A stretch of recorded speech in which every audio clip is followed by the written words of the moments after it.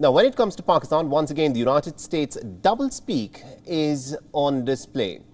Now, during the US Ambassador Donald Blome's 3-day visit to Pakistan-occupied Kashmir, where in a bid to try and mend America's strained ties with Islamabad, the American embassy in Islamabad has boasted about the ambassador's visit in a series of tweets that give the details of his trip, such as the US aid that was extended in the aftermath of the 2005 earthquake and also the assistance to the victims of the recent floods in Pakistan. However, the elaboration did not end there. The US ambassador even called the region, believe it or not, as Azad Jammu and Kashmir. This was the term that was used by the American embassy in Pakistan in this release that was put out, saying that the US ambassador to Pakistan had travelled to Azad Jammu and Kashmir, an utterance that of course is likely to upset the US-India relationship. Now, New Delhi believes that the Kashmir region administered by Pakistan was forcibly annexed by the country in 1947 through joint military raids by tribals. Now, Blome is the second US official to visit Pakistan-occupied Kashmir. Now, experts in fact suggest that the United States is going about systematically to try and restore its relations with Pakistan that had been kept at an arm's distance by the Trump administration for not being sincere in combating terrorism.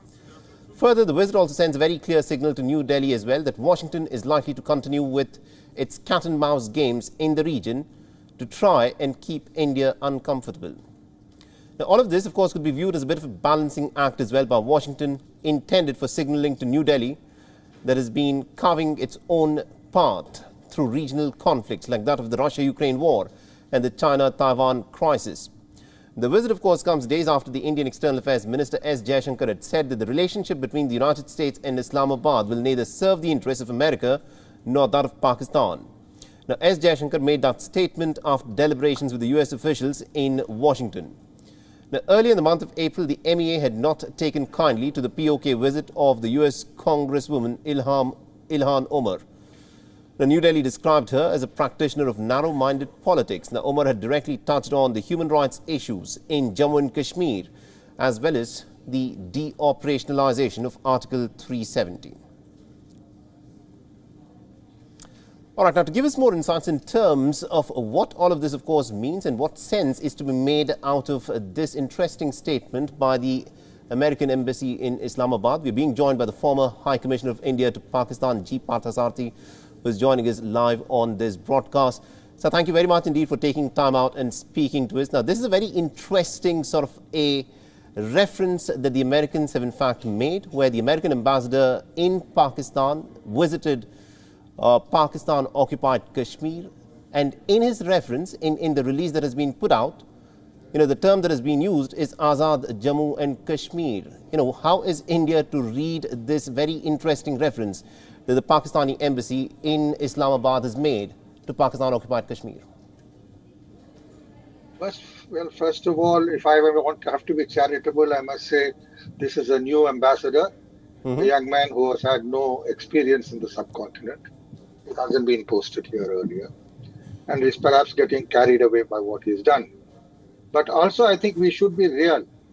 He's coming in at a time when the Biden administration has approved a $450 million deal for upgrading and maintaining F-16 aircraft, which are the frontline aircraft of the Pakistan Air Force and have been used in the past in operations aimed at India.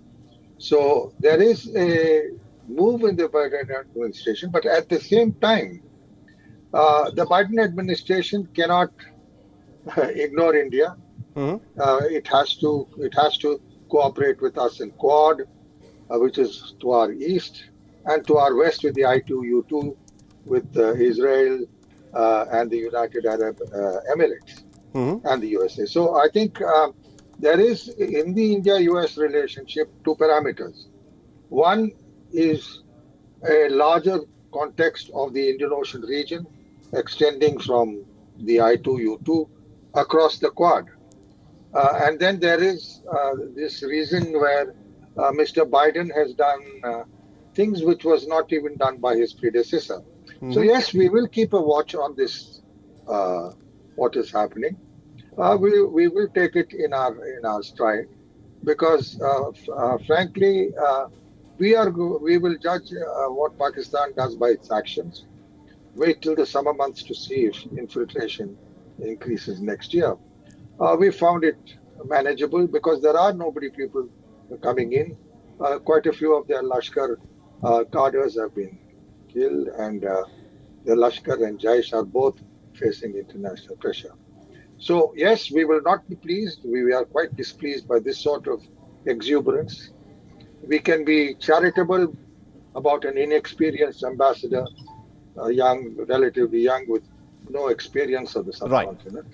I think, And let's see if he falls in line with the sort of wording which the State Department uses, rather than going off with colorful statements. right. Right. Now, Ambassador, it's very interesting that you say that if you have to be charitable, you say that it could be because the ambassador posted in Pakistan by the Americans is fairly new. How are we to see this? Is this just a faux pas, or is there a change in America's policy towards Kashmir? No, substantively they will not change the policy. They will have to say that everywhere that this is to be resolved between India and Pakistan.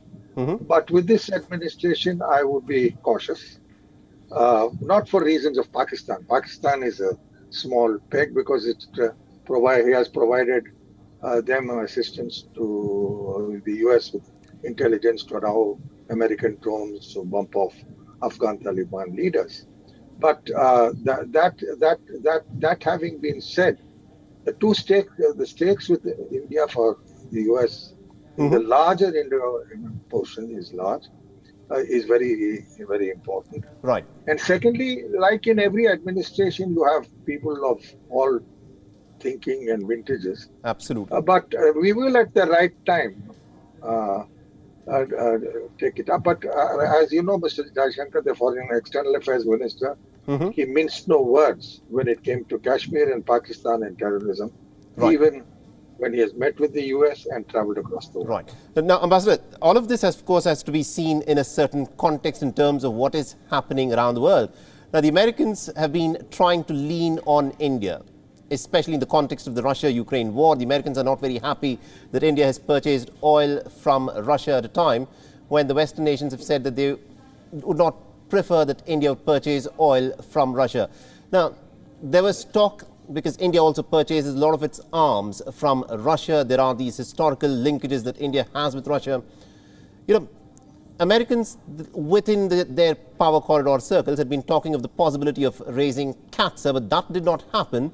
So are they now trying to use, Kashmir as a leverage to try and lean on India? Is that what is happening in this strategic partnership that India has with the United States? There are two aspects to this. One are the intrinsic sort of attitudes of President Biden, who's had a very close and warm relationship with Pakistani generals. He went and called on General Kayani when he visited Pakistan. They accorded a White House reception to Kayani's successor when he visited the US. So there is a certain characteristic, but the geostrategic things are real. Right. And Pakistan's economy being what it is, generally a basket case looking for aid here, there, and everywhere. We would take it in our stride, but we will also keep it in our mind. Absolutely, we'll take it in our stride. But this is, of course, now the assessment increasingly that America would play a very cynical game where it wants to use India as a counterbalance to China, and it would use Pakistan to try and counterbalance India. Is that the game that the Americans are playing? Well, they say that we are using China.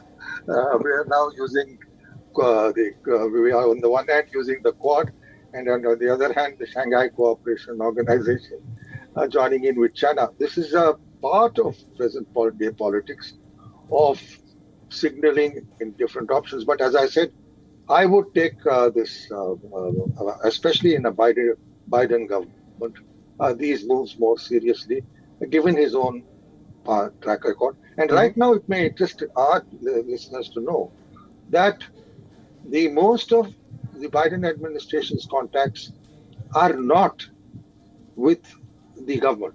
Right. The hard doing is by General Bajwa. Even going to the extent of when it came to Pakistan asking for more IMF aid, General Bajwa had to speak to the Deputy Secretary of State, not the External Affairs Minister, young Mr. Bhutto, whose parents I've known very well for a long time. It didn't go to them. So there is this balancing and which they are doing. Sure, we can take it in our stride, but if they haven't yet done anything except from this statement of the ambassador Azad Jammu and Kashmir, which is we can attribute to new blood. But I would wait to see what the National Security Advisor or the Secretary of State has to say, because my understanding is that's at a somewhat different level. Absolutely, indeed. Thank you very much indeed, Ambassador, for joining us and getting us all those insights there. This was a very interesting comment that was made by the American ambassador stationed in Islamabad. We, of course, need to see as to what the State Department within America, of course, has to say before more, more details can, in fact, be understood in terms of what the American policy is, of course, on the issue of Kashmir. WION is now available in your country. Download the app now and get all the news on the move.